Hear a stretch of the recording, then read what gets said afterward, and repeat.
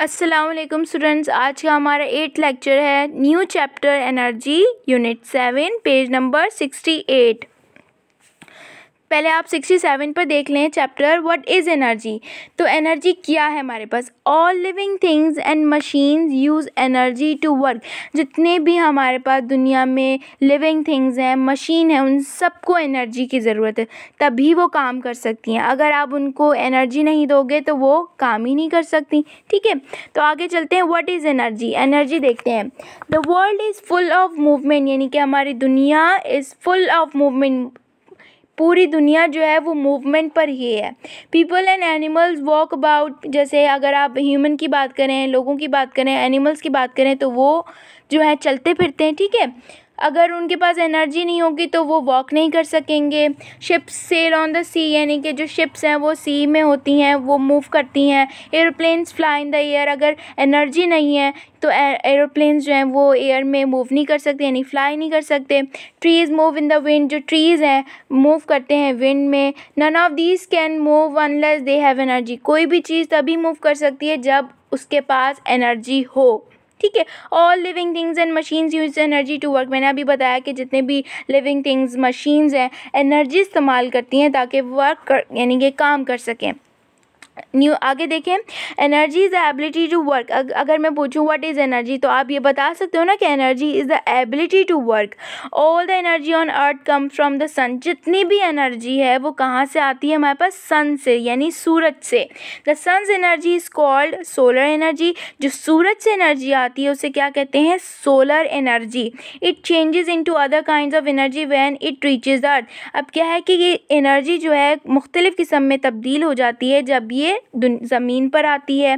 Plants absorb solar energy. अगर हम plants की बात करें तो प्लांट्स क्या हैं, सोलर एनर्जी एब्जॉर्ब करते हैं टू मेक ग्लूकोज, यानी कि ग्लूकोज बनाने में।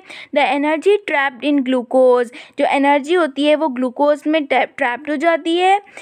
Is transferred to plant food. फिर क्या होता है, जब वो ग्लूकोज ट्रांसफ़र हो जाते हैं एनर्जी में तो प्लांट वो एनर्जी को ले लेते हैं, वो प्लांट का फूड बन जाता है। When plants are eaten by animals. जब एनिमल्स उन प्लांट्स को खाते हैं तो वो एनिमल्स के अंदर प्लांट्स वो एनर्जी आ जाती है।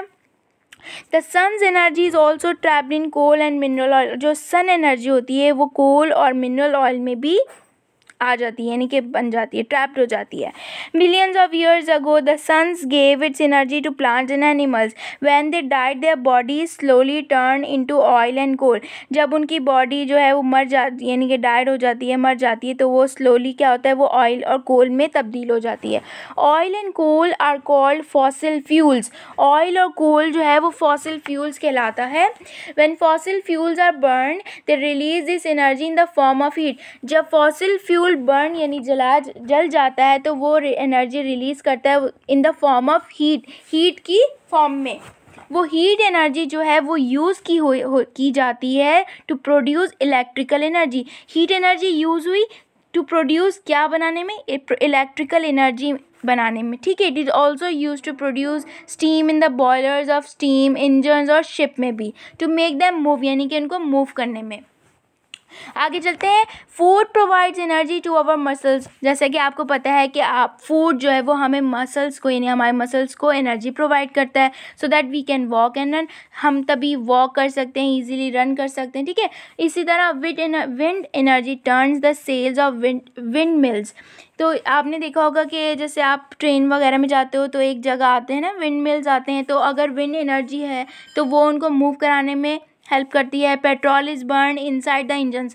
अब क्या है कि कार के अंदर जब तक आप इंजन में आप पेट्रोल नहीं दोगे तो कार ही नहीं चलेगी। एरोप्लेन्स में भी ऐसा ही सिस्टम है, पेट्रोल के बगैर वो चलेगा ही नहीं, उसका इंजन वर्क नहीं करेगा। तो petrol comes from oil. Petrol कहाँ से आता है, ऑयल से आता है, और it provides energy for most machines and engines to work. और पेट्रोल क्या एनर्जी देता है बहुत सारी मशीन्स को और इंजन्स को टू वर्क, यानी काम करने के लिए। Wood coal and oil are burn to give off heat. Candles and oil lamps give off light. Natural gas is burn for heating and cooking. अब नेचुरल गैस है वो क्या बर्न की जाती है फॉर हीटिंग, यानी कि हीट करने के लिए और कुकिंग करने के लिए। जैसे आप किचन में वगैरह कुकिंग करते हो, वो आग जो है वो इसकी बात करें लैम्प, ठीक है। Candles and oil lamps give off light, candles और जो ऑयल लैम्प्स होते हैं वो हमें लाइट प्रोवाइड करते हैं, ठीक है। तो बस यही हमारा आज का टॉपिक था। इंशाल्लाह हम नेक्स्ट लेक्चर में आगे का पढ़ेंगे। अभी के लिए अल्लाह हाफ़िज़, थैंक यू।